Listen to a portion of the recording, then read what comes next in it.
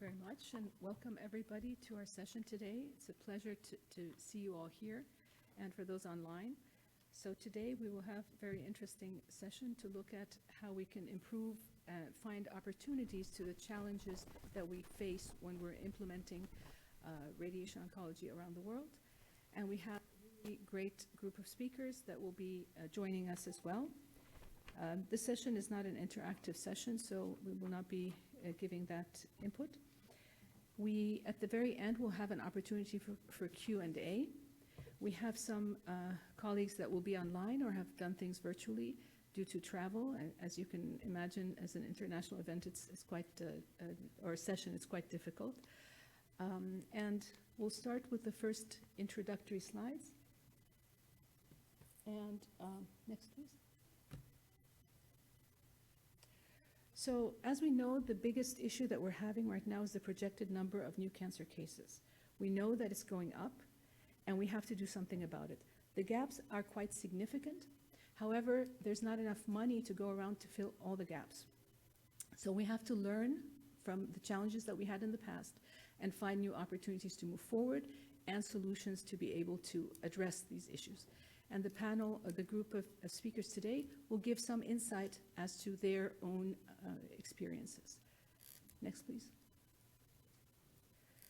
So one of the things to think about, again, is we have to look at the value and affordability and try as much as possible to find efficiencies. We look at the capital expenditure, operational expenditure, and we look at efficiencies and best practices. We don't only look at affordability today, but we have to do a budget impact analysis down the road because there is a specific time horizon that we want to look at to make sure that this is sustainable once it happens. Next, please. Yes. Okay. So now what we'll do is we'll go ahead and start with our speakers. And our first speaker is Professor Soher Tati, who is from SIPTO in University in Indonesia, and she will be giving us some of her experience.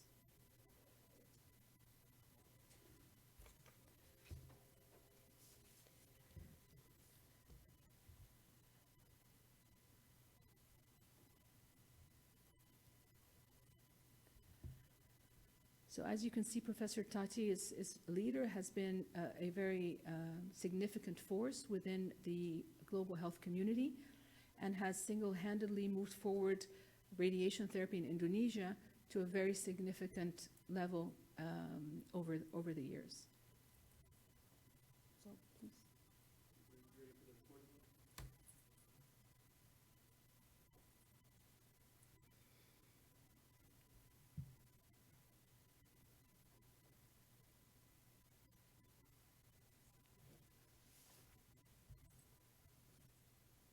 Hello everyone. First of all, I'd like to thank the organizer for the opportunity to deliver my talk in this important forum, particularly to Dr. May Abdul Wahab for the kind invitation. I'm Soher Tati Gondowiarjo, radiation oncologist from Indonesia.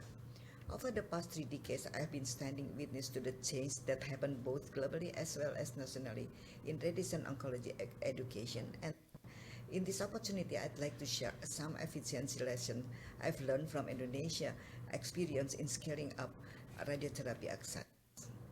Before we begin, I'd like to declare that I have no conflict of interest. Not to start, globally there is still inequality in radiotherapy access, especially in low-middle income countries. 50% of cancer patients who need to be irradiated has no access to do it for both curative as well as for symptom palliation.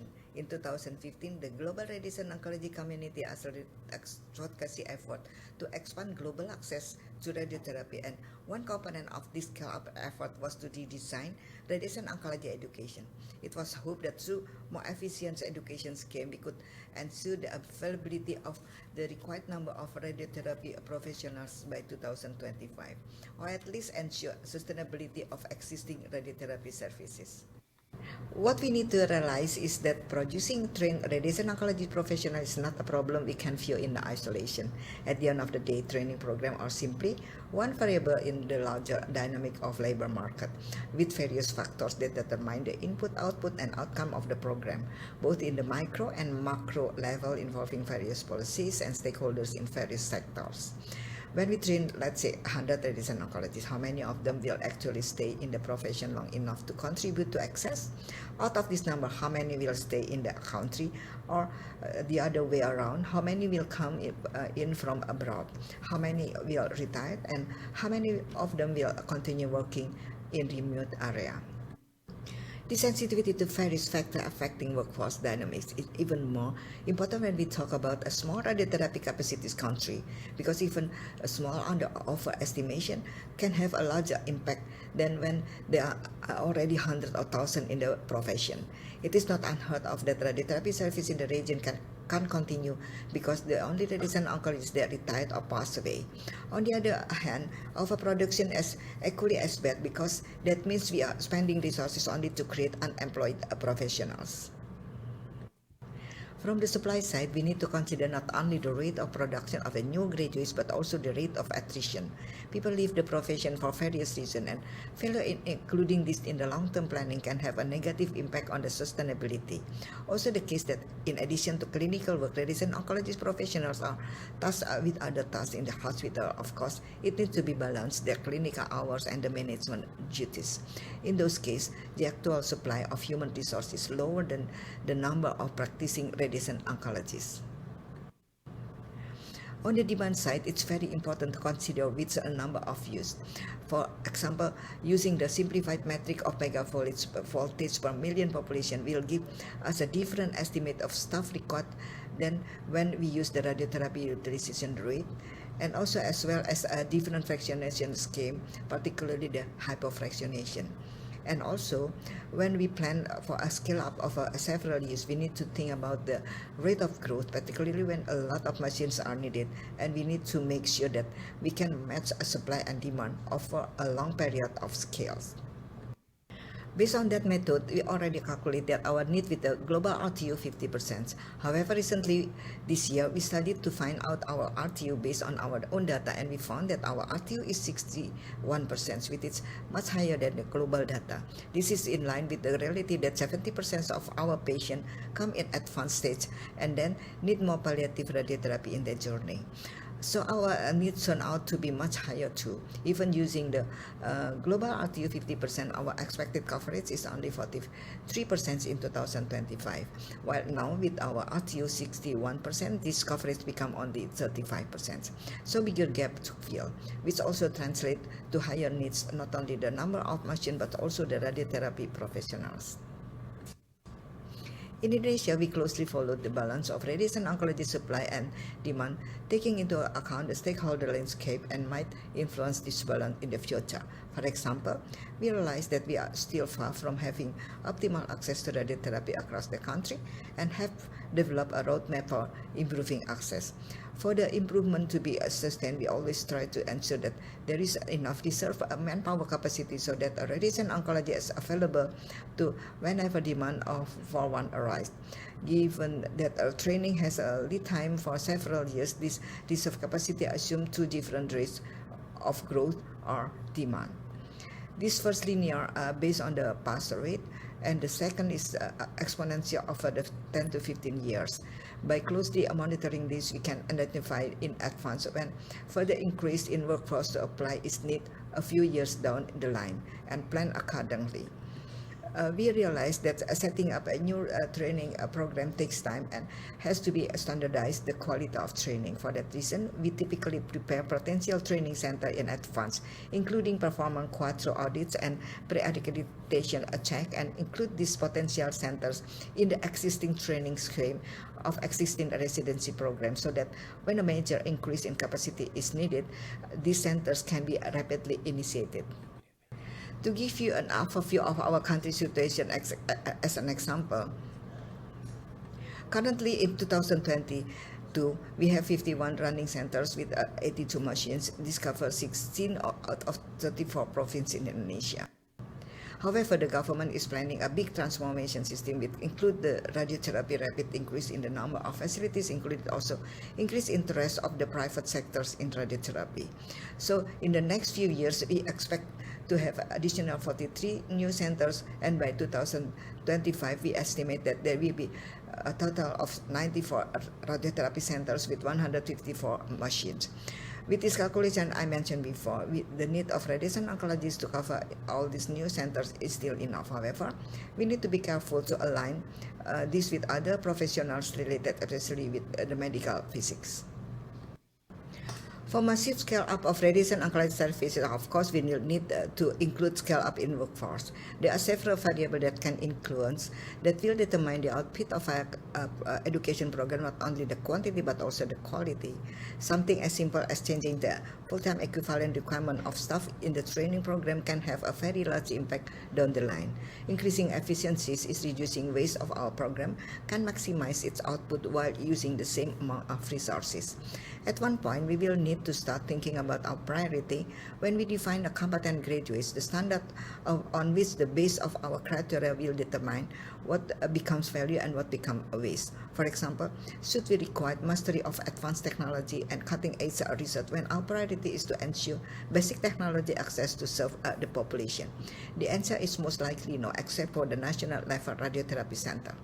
To work around this issue, the competencies can be viewed as a building block. We focus on the core block for our residency program, while ensuring access to the more advanced block either nationally through the subspecialty training or internationally through the fellowship and doctorate program.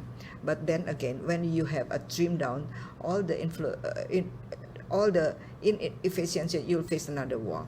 Ideally, we want to produce a good graduate cheaply and quickly, but if we want them good and cheap, it won't be fast. If we want to produce a good graduates as quickly as we can, it won't be cheap. Of course, we can try to produce a good graduate quickly and as cheaply as possible. Hope it will good enough. When resources are limited, we often need to make a difficult decision and sometimes compromise how much we can shorten our program before we start seeing issues with graduate competencies. Speaking of competency, it should be clear. Are we preparing graduates for clinical practice in communities with limited resources, or are we aiming for producing clinician scientists? I think we can agree on one thing. Safe patient care is not negotiable. Everything else can be viewed as secondary and should be measured relatively to a minimum standard threshold of safety. I'm not saying that elements such as well-being of trainees and staff are not important. After all, they will have an influence on safe patient care as well. Then you also have to define a requirement for the training program, making the necessary sacrifice you can afford to take. I'll give one example which we in Indonesia had to make 15 years ago. Prior to 2008, radiation oncology was a subspecialty under radiology. It means that radiation oncologists have more flexibility in their career, could practice as a radiation oncologist while keeping radiology positions, had a better status and subspecialties with higher career level. But being subspecialty program meant that we had limited candidates entering training. Even worse, graduates typically only had 10 to 15 years left before they entered retirement age. So we made a tough decision to restructure our classification as a basic specialty classification, effectively lowering the qualification framework by one level. Despite the inconvenience that came with it, we managed to make the program more attractive, increasing our output, and basically allowed a scale up of radiotherapy access to happen since 2010. But as the world has become more interconnected, zooming out from the local challenges and limitations, taking a bird's-eye view of the global landscape as a whole, we'll start seeing that there are untapped resources anywhere. Program in one country might not have access to basic science expertise, for example, radiobiology, not knowing that there are excellent resources freely available online from academic institution or international organization. For example, can be done through telementoring. Again, taking the example of Indonesia, through collaboration with various institutions in Asia, Europe, North America, we have been constantly engaging our resident staff graduate with leading experts from anywhere. My belief is that this approach is much more efficient than sending one person abroad for 6 months or 1 year on a fellowship. Technology has indeed made it so that the distance is no longer a big problem. So at the end of my talk, I hope I've been able to convince that we can make our education program more efficient, not only locally but also globally. Collaboration is the key because it enables access to resources which are enable at the global level to be utilized in the area where they are needed. what we are lacking is the open platform to match institutions looking to collaborate and to increase the visibility of good quality resources on offer worldwide. Together, the world has enough resources to support global scale-up of the radiotherapy access. The only question is how much we are able to connect ourselves and collaborate. Thank you very much for your kind attention. Wonderful. That was an overview of many different areas and very good suggestions on the lessons that were learned across the way. And you can see how different it was from going to utilization rate or using machines per million, for example, so and efficiency. So we will talk about that in the question and answer session. But before we do that, we'll continue on to our next speaker, Dr. Toutaoui, who is from the Hospital Shahid Mahmoudi in Algeria. It is with great pleasure to be among you, and it's an honor for me to present to the audience today's talk, which will focus on the challenges to access and radiotherapy centers set up, and which will on the situation in Africa. I have no conflict of interest to disclose. I am project scientific consultant for the EAA regional project RAF 6055, improving the quality of radiotherapy in the treatment of frequently occurring cancers in Africa. What is the situation in Africa? Africa is the second most populous continent of the world population in 2020. 34 of the 48 least developed countries are in Africa and present weak performance. About only 5% of the continent population is covered by ER-compliant cancer registries as for 2014. Comprehensive data on cancer incidence and mortality in Africa are not available. As we have said, the greatest obstacle to have an overview of the situation in Africa is the absence of reliable and consolidated data concerning the incidence and prevalence of cancer, as well as data relating to access to radiotherapy. The most representative and reliable data we found through our research are status of radiotherapy resources in Africa, an International Atomic Energy Agency analysis by Abdel Wahab, published in the Lancet Oncology in 2013, followed by another paper from the same team by Elmore et al. In the Lancet Oncology 2021, radiotherapy resources in Africa, an International Atomic Energy Agency update and analysis of projected need. We used also the database of the EIA, the DIRAC database, related to radiotherapy resources in the world. We also included data from the country report of member state participant 29 in the regional project.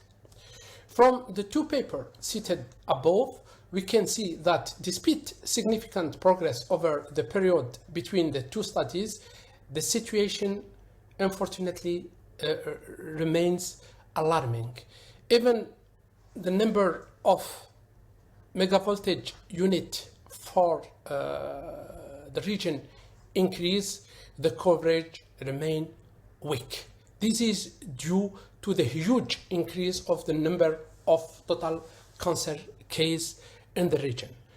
What we can see also is that 48% of the countries don't have any access to radiotherapy, and 11% of the countries of the region have only access to cobalt-60s. This is not the optimal situation for radiotherapy for this big region.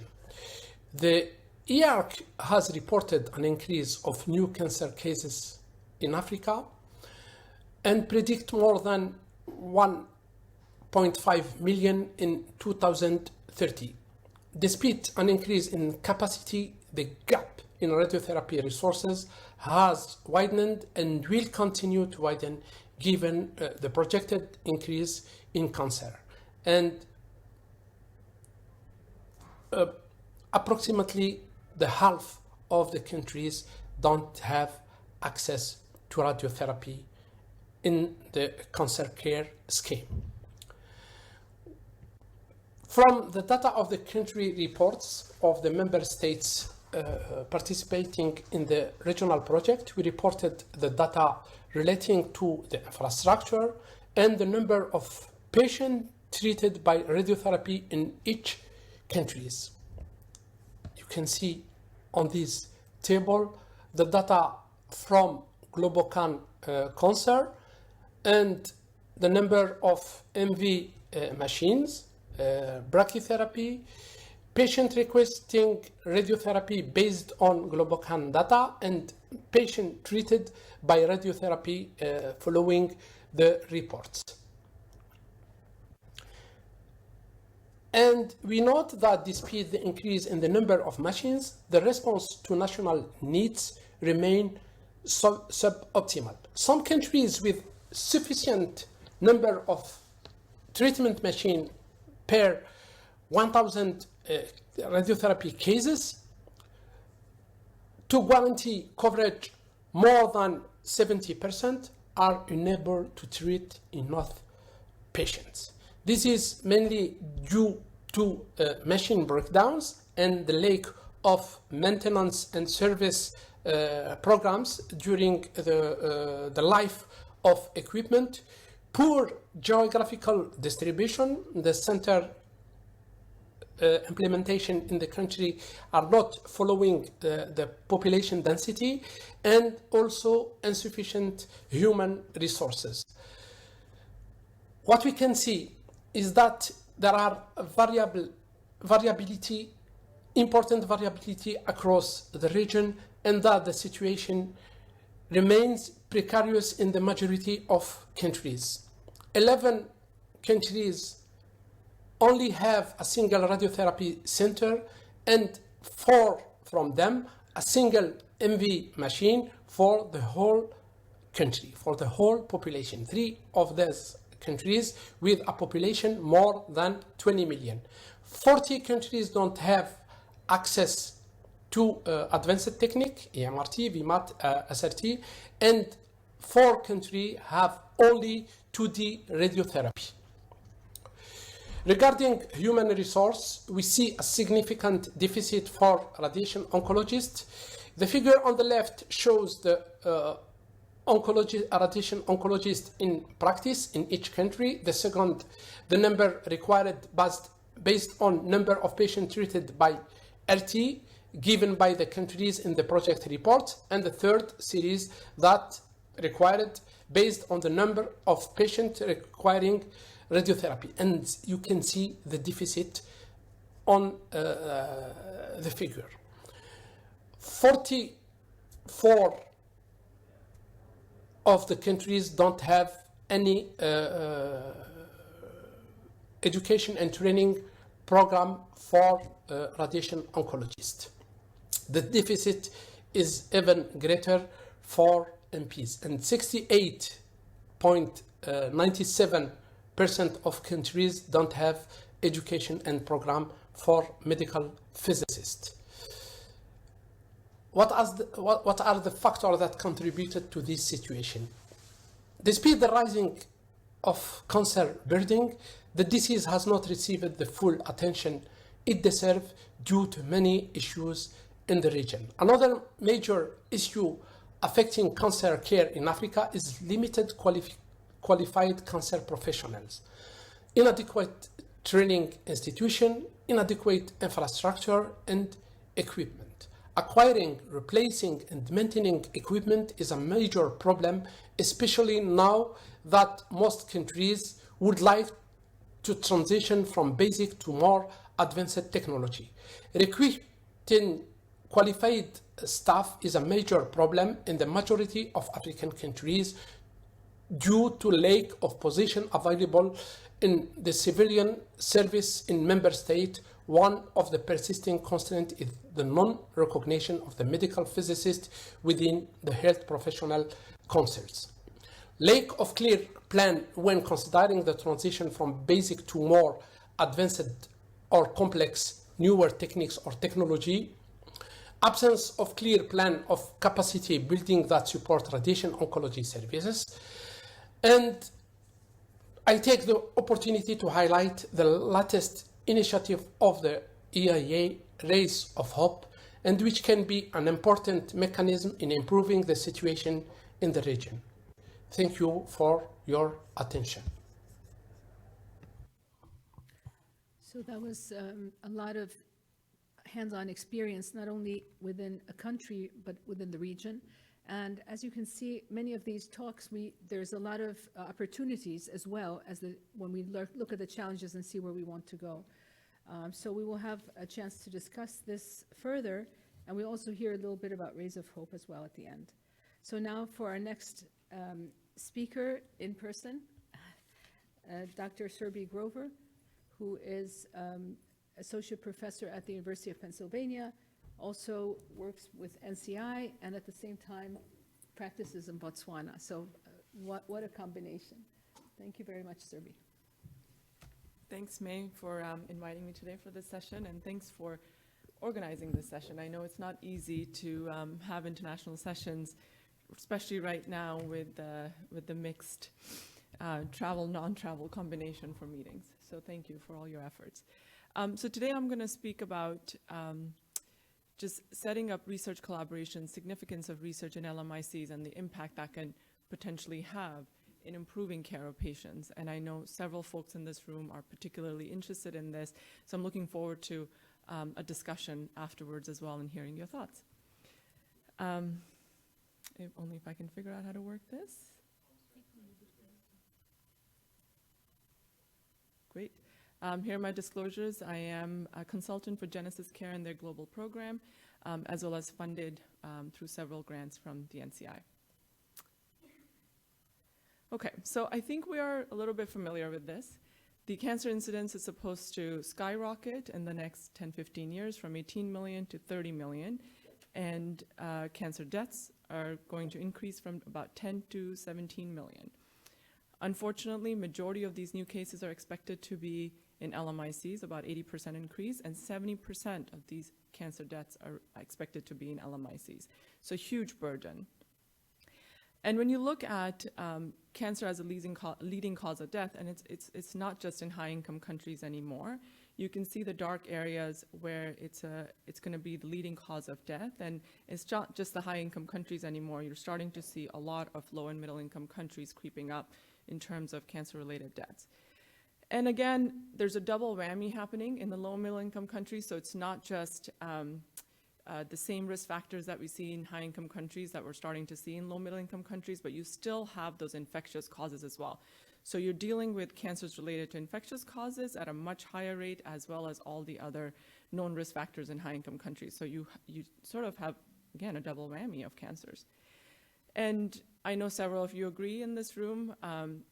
Research is a really important part of delivering cancer care, not only just in providing information for the cancer guidelines and the national cancer control plans and planning for cancer, but also really understanding how we're implementing these treatments and understanding the outcomes, and also making advances in cancers that are relevant in low and middle income countries. So research is a really important pillar of care delivery as well.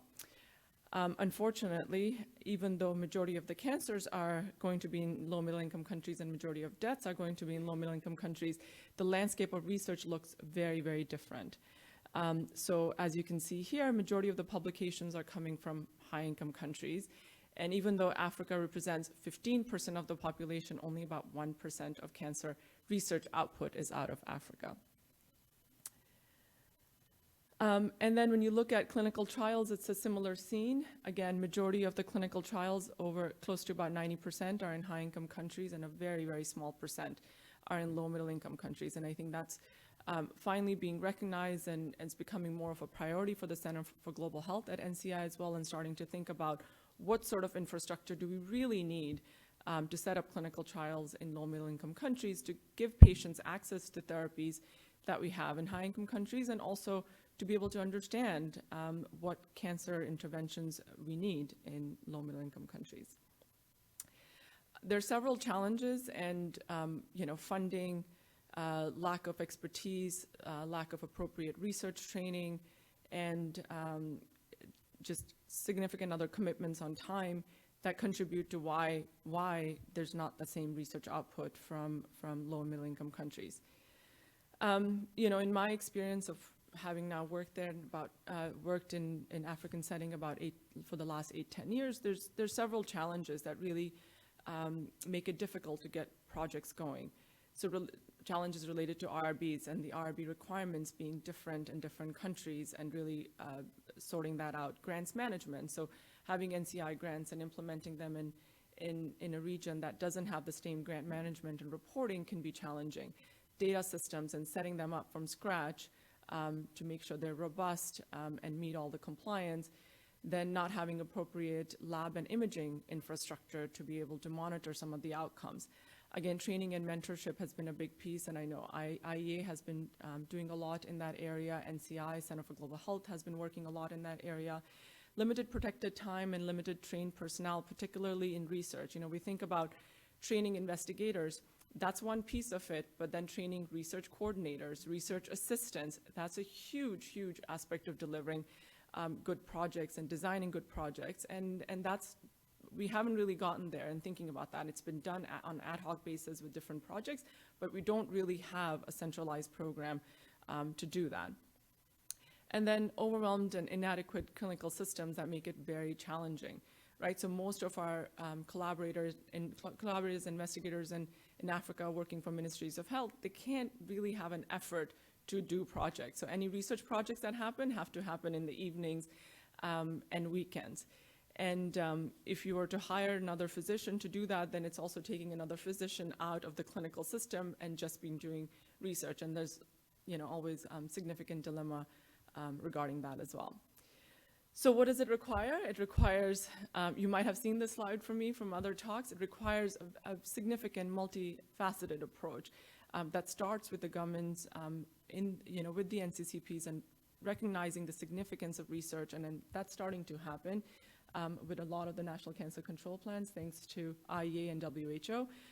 Professional societies working together, and we hope to discuss this further in the ASTRO International Committee, like what is our role in terms of providing support for global cancer efforts. And I think research could be a really big part of it. That could, several of the members here can support a lot of the initiatives remotely as well through technical input.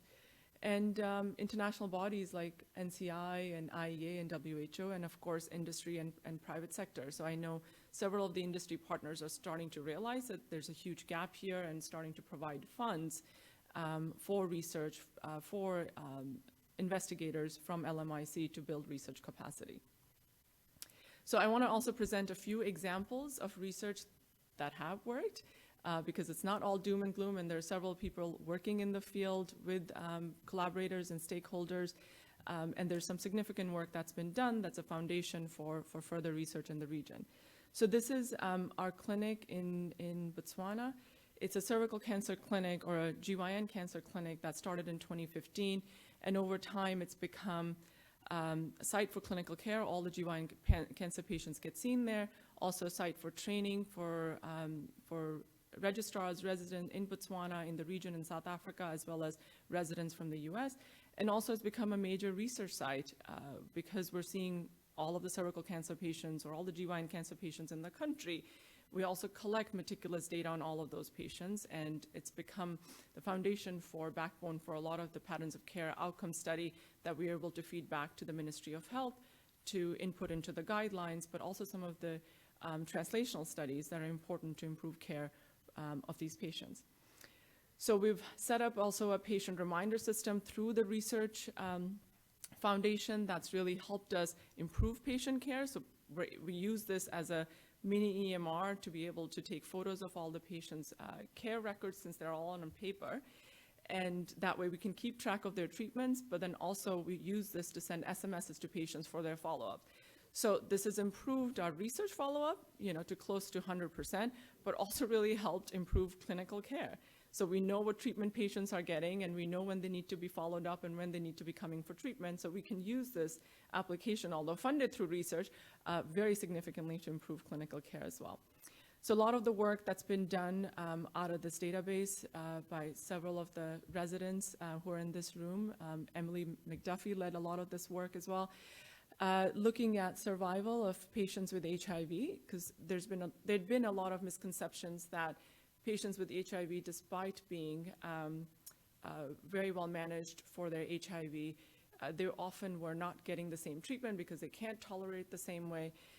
So we've done some work out of Botswana looking at this, and given that Botswana has made a significant progress in management of HIV for these patients, and they're pretty much dealing with it as a chronic disease like you would diabetes and hypertension, they actually do just as well if their HIV is really well managed. So there's no difference in outcomes, but what we did see is that there's a significant difference in survival by the quality of radiation that they're getting.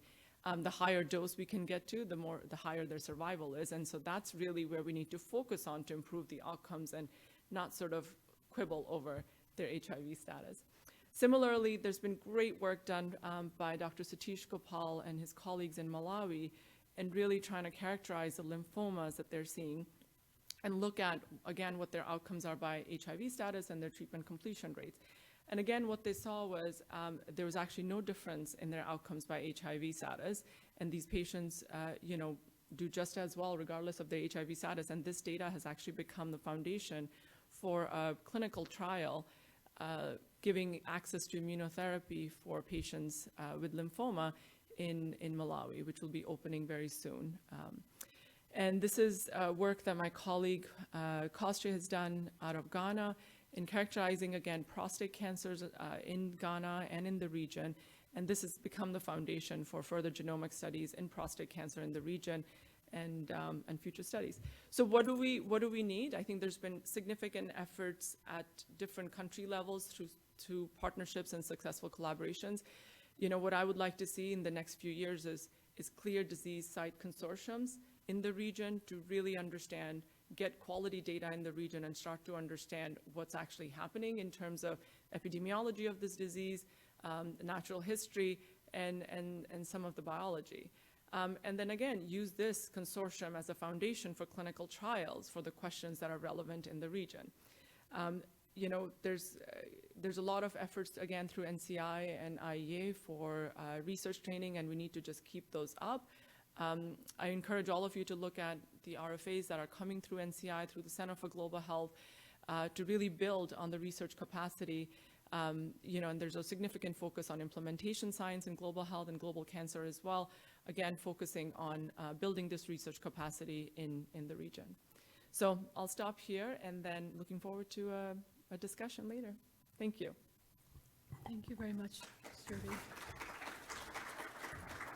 That was an excellent overview, and of course, highlighting the importance of how data affects quality, and it's a way to get data to be able to argue that we really need to involve that with HIV care. There's a lot of money there and programs, and it would be nice to have cervix cancer related to that. So our next speaker is going to be Dr. Ilbawi. He is the cancer lead at the WHO, and he'll talk to us about further cancer factors affecting success. Please go ahead. Good morning, dear colleagues and friends. I would like to begin by thanking the organizers for the opportunity to speak with you today, to my esteemed co-panelists, and to dear colleague and friend, Dr. May Abdul-Wahab. In the next 8 minutes, I'll be sharing with you the opportunities and challenges in global radiation oncology. I have no conflicts of interest to disclose. I'm an employee of the World Health Organization. Many of you know the global burden of cancer. It does indeed impact every family around the world. In a high-income country like the United States, 1 in 2 men or 1 in 3 women will be diagnosed with cancer in their lifetime.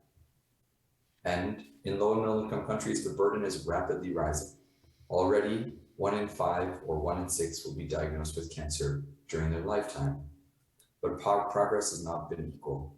In a high-income country, we've seen mortality rates improve, as demonstrated here in the figure.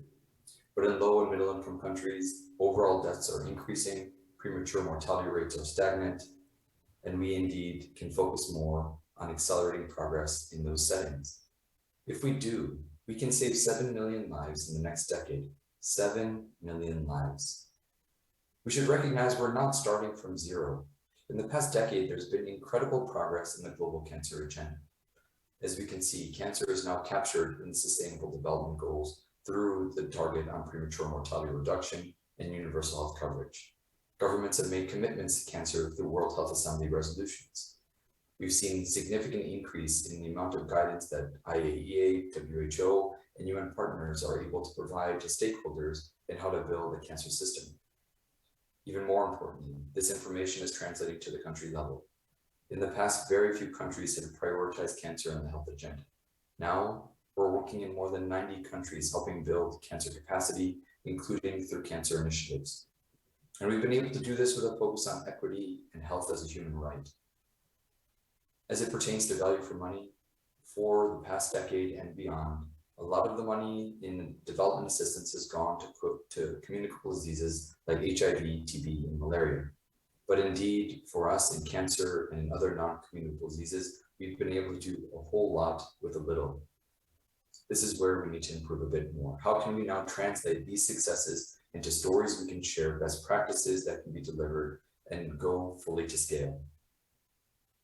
As we take a step back and try to understand what are the immediate investments, what are the predictors of success that help guide these investments? If we look at breast cancer as a reference, we can see that for high-income countries, that is pattern 1, there has been a decrease in age-standardized mortality rates. This is an incredible achievement. Not all countries have been able to do so. When we evaluated which countries have been able to bend that curve, we looked and found 2 significant predictive variables, not whether or not they had an early detection program. The 2 variables were whether or not the most vulnerable were protected through universal health coverage, and whether or not there were enough public cancer centers. So the guiding principle is here. To achieve better cancer outcomes, we should focus on investing in cancer infrastructure and cancer workforce. How do we at WHO work? What is our capacity in the global architecture of building cancer care? Well, we, like many UN agencies, have a policy and programmatic focus. This is how we position ourselves in the global health architecture. Why is it predominantly in these areas? Well, implementation is difficult at the country level because it can be a major task with major expenses. But we know it's needed. We know it must be done. The question is, where do we all fit in what is called this global health architecture? Because in NCDs, we have much fewer partners and actors when we compare ourselves with the HIV, TB, and malaria communities. But that doesn't mean we don't have assets. We know we do. In fact, professional societies are a key asset because when we look at what types of implementation functions are needed, professional societies have most, if not all of them. You are well positioned as the leaders in cancer, as the ones that can guide best practices, as the ones that can support implementation, and we can do so together. Increasingly, IAEA, WHO, we are also more active in implementation because that is indeed where the greatest impact can be achieved. You can see that as a reference here with the 3 WHO cancer initiatives that have been launched, focusing on breast, cervix, and childhood cancers. They each have guiding principles. They each have networks that can help us achieve that implementation and impact that we seek. And when we do so, we map it out as a community, recognizing that no program of work is done in isolation, but they take time. It takes time to understand what types of interventions through health systems will have the greatest impact. As a reference here on the slide, you can see that we've evaluated this pathway for access to medicines. As some of you may know, just last year with St. Jude Children's Research Hospital, we launched the global platform for access to childhood cancer medicines. This indeed was a huge achievement because it puts us in the pathway beyond policies and programs into implementation and to impact. And a similar process has been achieved, as you will hear with Rays of Hope. But it requires that we do our homework because some solutions may not pan out as we think they do. Here's an example. For many years, we focused on workforce capacity building. We know the deficits in workforce are quite profound comparing high-income countries to low-income countries where there is a 100-fold difference in oncology providers. And of course, with that ratio comes differences in outcomes. So what do we do to build a workforce? Well, it may be, historically, we focused a lot on one-off training programs with the hope and the ambition that they would have an impact. But with time, with data, we're beginning to understand that there are better ways to build infrastructure and to build workforce capacity, and you can see it here. If we focus, for example, on collaboratives, they have a much greater impact than simple training and outreach programs. So how do we build that cancer system? Where do we go from here so that the policies and programs become implementation and become impact? We work through the data, we develop the networks, we establish best practices, and we transition to the country level to support governments, to support professionals, and to support patient communities achieve the goal that we all seek.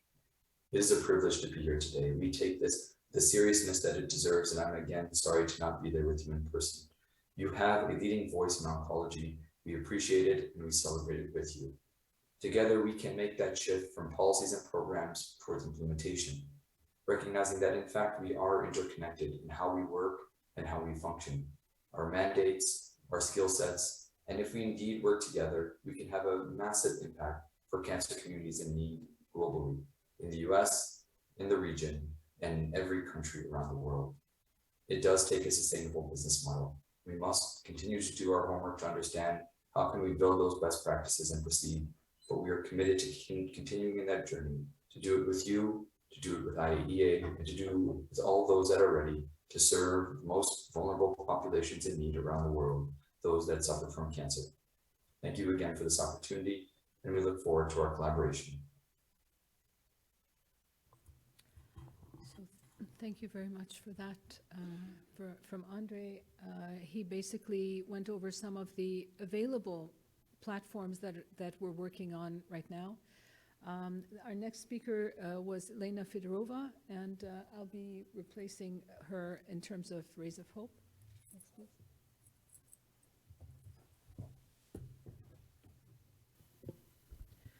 So basically, we all know the projected cancer cases. We've heard a lot about that, and we know that we have a tsunami coming through over the next few years.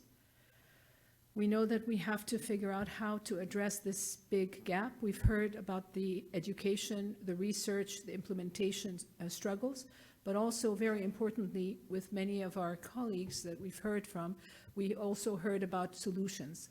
And there are solutions, but the thing to remember is we cannot do it alone.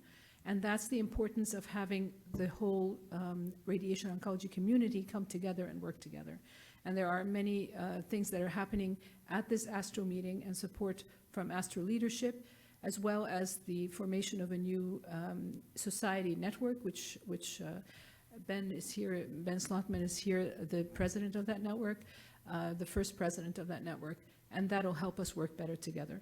So what I would like to quickly touch base on is the platform that's led by the IAEA, the Rays of Hope, as it interacts with the other 3 global initiatives that you heard about that Andre had went over.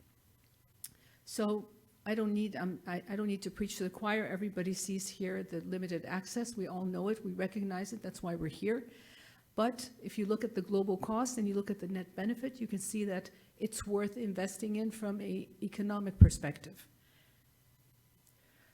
But the political perspective is extremely important. So we have here the Rays of Hope initiative, as many of you have heard about it, that was initiated last World Cancer Day in the African Union Summit, and basically includes an economic modeling to see the long-term sustainability and the budget impact and so forth, but also looks at radiation safety infrastructure, which is essential for radiation medicine in general, whether it's radiotherapy, nuclear medicine, radiology, and then suggests discrete packages of investment within countries. And then there's also, you've heard the importance of research. It's not just to learn new things, but it is a quality assurance measure to see what the outcomes are. And without the data, we are moving forward blind.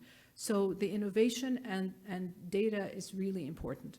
Also, we've heard that the amount of the gap is huge. And while there is money, but a lot of it is not going into healthcare. So we have to do better with what we have. So yes, we have to increase number of machines, increase training and all that, but we have to do it in a more effective manner.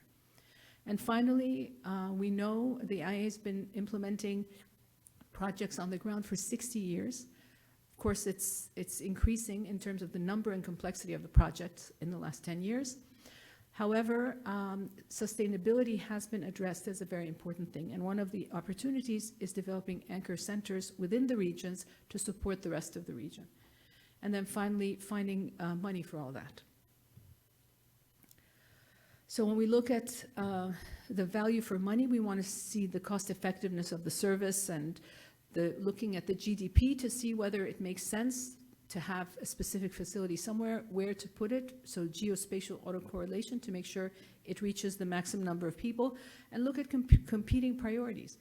In many countries, infectious diseases is still a significant priority and low-hanging fruit, so there are things that we have to look at rather than just the costs for radiation therapy. Then we have to look at the long-term budget impact analysis as well, which is really important to see about sustainability. These are the packages, and as you can see, they're increasing in complexity, but there's a custom package because not every country needs all of that. Some will say we just need the training part or, a research innovation. This is an example of the evaluation, so you can see that we look at cancer incidence mortality, new cases per year, calculate the years of life lost. We look at the country information, whether the population and the GDP, because that can predict sustainability and may require more support. Then we actually look at the infrastructure in both diagnostic imaging and radiotherapy. And from there, we can calculate the needs for radiotherapy, but we have to project it into the future. As you heard from our speakers, yes, we're doing better in some areas, but the cancer incidence is going up. And if the planning doesn't take that into consideration, we will always be behind. So this is the kind of information that we would provide. And then we look at rays of hope. If we get a package, how much increase in access would it provide? So the anchor centers that I mentioned are an extremely important part, and this is, amongst all the other things, this is also an opportunity for professional groups and colleagues to be involved, because it includes not only capacity building and training for the region, so we can improve that training program, for example, but also provides experts to the region and supports the research infrastructure. We heard from Serbi how important that is, and we all recognize that. So this is an opportunity to do that through these regional centers. Also to improve quality and quality audits, training people in the region in quality audits and so forth. And we can have special events there, which we already do in many centers for specific training. So in all of these areas, whether it's continuous professional development, quality assurance, clinical services, these anchor centers are really important. And it's one of the mainstays and a change in how we do things. Now, as I said, we need more money, and there's not a lot floating around, so we need to do things more efficiently. So resource-sparing research is extremely important. Different types. Implementation research to see what we're doing right and what we need to change is extremely important. And then not only in terms of treatment, but in education. I mean, an average radiation oncologist takes years and years of training. Can we do it more efficiently? Is there a better way to do it? We need to develop new ways of doing things. I think Professor Tati showed some data about that, about the length of training. There was an article that was published that data came from, which is really goes very deeply into the options for training to be more efficient. Now, whenever we talk about radiation, we want to talk about safety, not only for patients, but for workers, and also legal framework in the country and so forth to make sure, and this is also supported. But how does this fit in with the other initiatives that are ongoing? Well, the IAEA being the focal point for nuclear and radiation within the UN system is very intimately involved in all of these, co-leading some of the working groups in these and so forth for the two areas of diagnostic imaging and radiotherapy, and medical physics, of course. So as you can see, we're very lucky because it took many years for us to reach a point where global radiation oncology is recognized as an important initiative, and cancer in general, NCDs, Before that, more was going into infectious disease, which is really important. But as the cancer incidence is rising, we really need to have that. And we're seeing that momentum, we're seeing that support. There's excellent leadership, as you heard from our colleague Andre about some of the stuff that WHO is trying to do and so forth. There's a lot of momentum, but we need to all join together to be able to achieve the maximum that we can. And I think we're all on the same page on this. Thank you.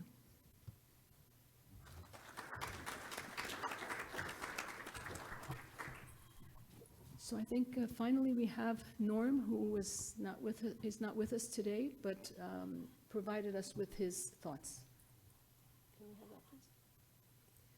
And then we'll open the floor for discussion and questions. Good morning. I'm sorry I cannot be with you at this presentation because I came down with COVID during the trip to the Radiation Research Society meeting last week. So this presentation is summary of best practices. I'm Dr. Norman Coleman from the NCI Radiation Research Program and also from the International Cancer Expert Corps, which is an official outside activity. With a disclaimer, the opinions of those of the presenter does not represent NCI, the federal government. I'm a senior medical advisor to the International Cancer Expert Corps, which is an official outside activity with no compensation, and there are no conflicts of interest. So what are best practices in context of this session? Well, from authors from South Africa, a best practice is more than a practice based on evidence. It represents quality care which is deemed optimal. Evidence alone is not sufficient. It requires uptake and sustained implementation of the evidence. So what is the current state of access to radiation therapy globally? Well, here is a map and data from a recent study done by the International Cancer Expert Corps showing that any country not in green in Africa has a shortage of radiation therapy equipment.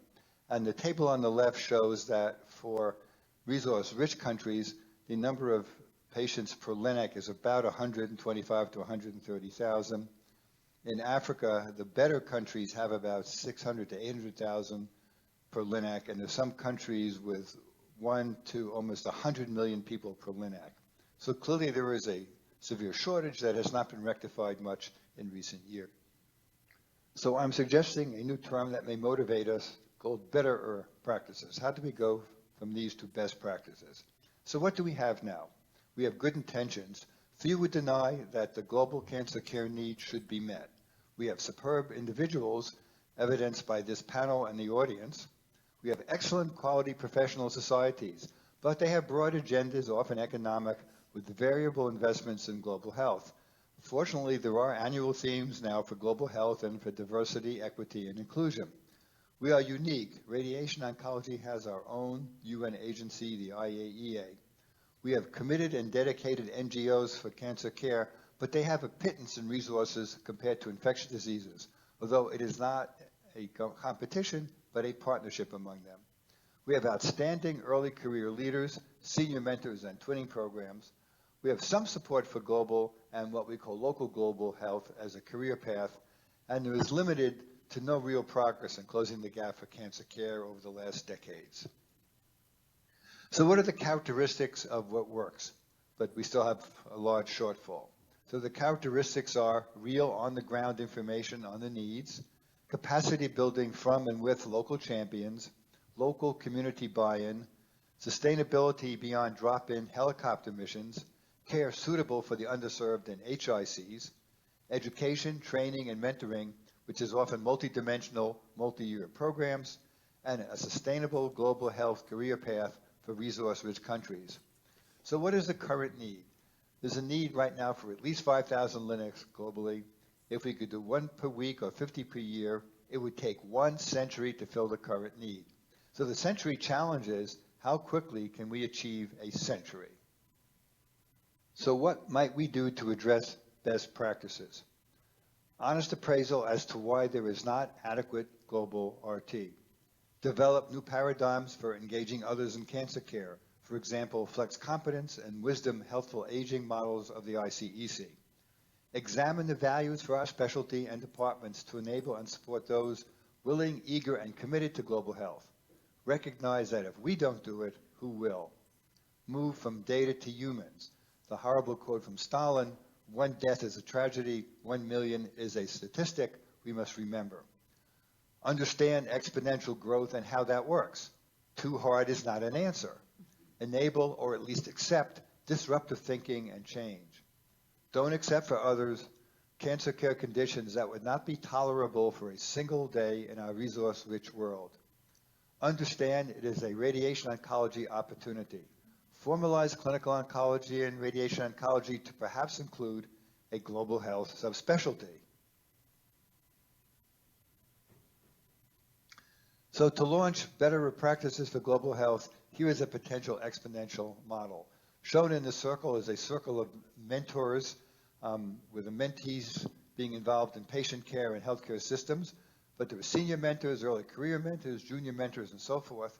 So as these mentors and mentee pairs mature, the mentees can go on and create programs of their own. And you can see this is an exponential model going from 1 to 3 to 9 and so forth. So global oncology, from better to best. So here's a picture I took from my latest trip to the IAEA in Vienna. And what we need is good resources and, in particular, a trusted multinational partnerships. Thank you very much for the opportunity to participate.